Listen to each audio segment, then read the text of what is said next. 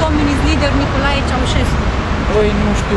What happened was that he came from a very poor family, so all his life he spent it in a very small house, sharing it with many children. And for his wife it was the same.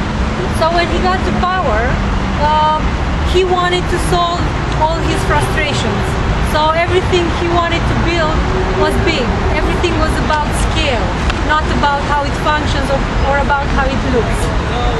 What happened was that in the 80s, actually in the 70s, he went to visit China and North Korea, which were on the top of his list of ideal communist countries. And he came back very impressed by this infrastructure, this very large communist infrastructure. So in the 80s, he made a project design contest to build his palace. And he chose the project that was simply the largest. So this is how we got with our largest attraction, which is that building in the sun over there, just behind the trees, which is the Parliament Palace. Well, the construction started in '83, and originally it was supposed to be, and it was called the House of the People. But of course it was never for the people. It was meant to be the office of Ceausescu and the office of all the ministries and the people he trusted. The construction was supposed to take 2 years, but even now it's only 95% finished. There were 20,000 workers working 3 shifts day and night to finish the building. But one of the reasons that why it was not finished was because Ceausescu and his wife were visiting the construction site almost every day, and they were just changing the original plans. They would just go on the construction site and say, "Oh, actually I don't like this over here, I want you to move it over there, and here I want you to build me something else, and here I want this, and here I want that." So now if you go very close to the building, you will see in the middle of it a big balcony. Well, that balcony was not there in the original plans. But Ceausescu had this dream of giving long speeches to the Romanian people, who would be brought in the square in front of the Parliament Palace, and they would cheer for him. Unfortunately for him, this never happened, because in 1989, when the revolution came and he was killed during the revolution, the Parliament Palace was not finished. Ironically, the first public figure who spoke from that balcony, do you have any idea who could be? You read Lonely Planet? No? Well, it was Michael Jackson. Imagine that in communist Romania we were not allowed to have international stars or international culture across the borders, the Romanian borders. So the first big concert that we had in Romania after the communism fell, it was Michael Jackson in 1992. So being the first one, the first international star who came to Romania, of course it was total craziness. I think it was even more crazy than with the game today. So imagine the fans were following him on the street. They were following the buses, the cars, everything. So he came, he gave the concert, and he wanted to visit the Parliament Palace. And because the girls were sitting in front of the Parliament Palace, you know, fainting there with the ambulance following them, he thought he wanted to do a nice gesture for them. So he went to the balcony and waved and said, "I'm really happy to be here in Budapest."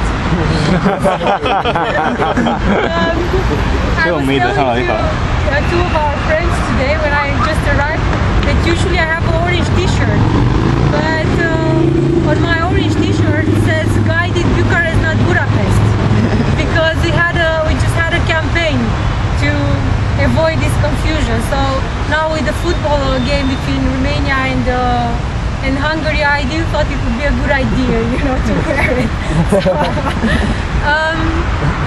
But it's okay. For us, it's not that much bother. It's one of the top 5 world confusions, Bucharest and Budapest.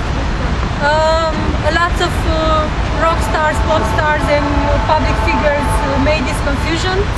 And I think the funniest was made by some Spanish supporters 2 years ago when we had a European finals for Champions League or something like that. Atletico de Madrid. Yes. Yeah. They were going like 1,500 to Budapest. Yeah, I think 400 supporters. They took the flight to Budapest instead of Bucharest.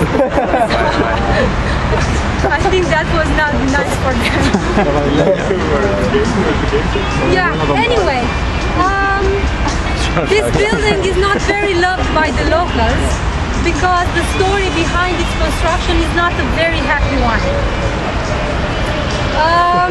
What happened was that Ceausescu saw this nice hill, and because he wanted to have a view over his palace, he chose this place to be the place where his palace would be constructed. But unfortunately, out there was a very old neighborhood of Bucharest. So in less than half a year, more than 30,000 people were moved from their houses to the outskirts of Bucharest in very small apartments. Everything else was demolished. Everything was put to the ground. Houses, churches, hospitals, schools, everything was just put to the ground so he can build his palace. So you can imagine, everybody had out there a household with a small yard, with a garden, some dogs in the courtyard, and they were moved in apartments that were something like 40 square meters for a family with 4 persons.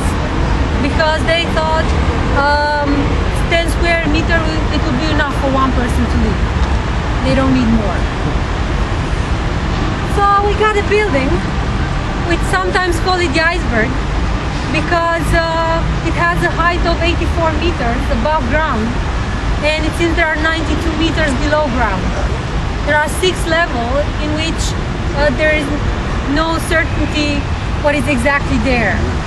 There are rumors that there are secret tunnels connecting the Parliament Palace with strategic points in town, like the airport or the former headquarters of the Communist Party or the presidential residence in Cotroceni. But we don't know. The only ones who have been inside were the guys from Top Gear. You know, they had a car race in the tunnels. But for the rest, it's national security, and you can't visit it. By the way, has any of you been inside a palace? Yeah? What do you think of it? Huge. Crazy. Yeah. I think the tour takes about 45 minutes and you see something like 6%, 3% yes. or 6 or 5, something like that. So it's really huge. It has more than 1,000 rooms. Today it hosts the Romanian Parliament and the National Museum of Contemporary Art.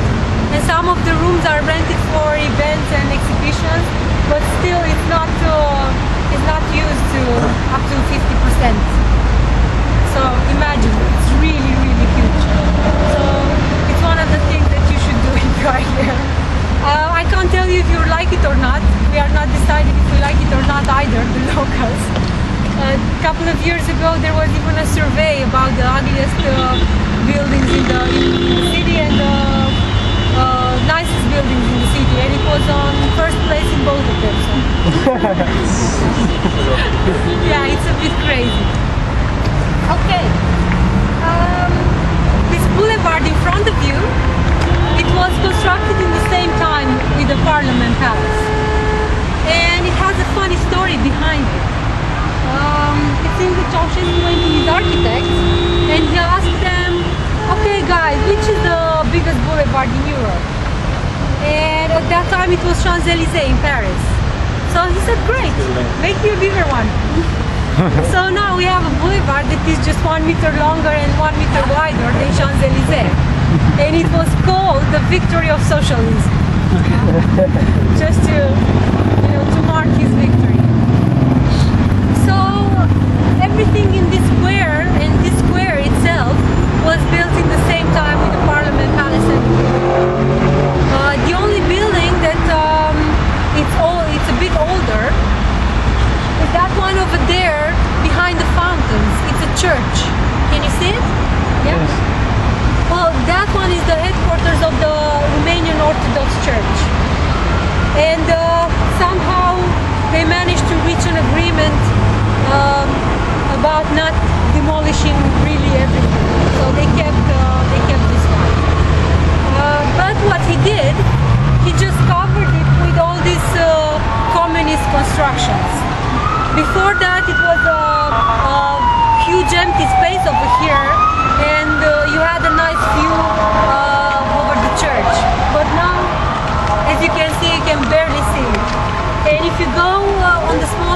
just behind these buildings, you'll find a lot of small hidden churches.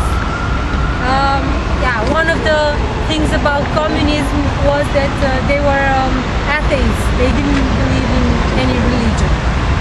And actually the Orthodox Church had a good destiny, let's say, compared to the Greek Catholic Church, which was forbidden in Romania during communism. Okay. The oldest street? No, it's not the oldest street. No, we will get there a bit later.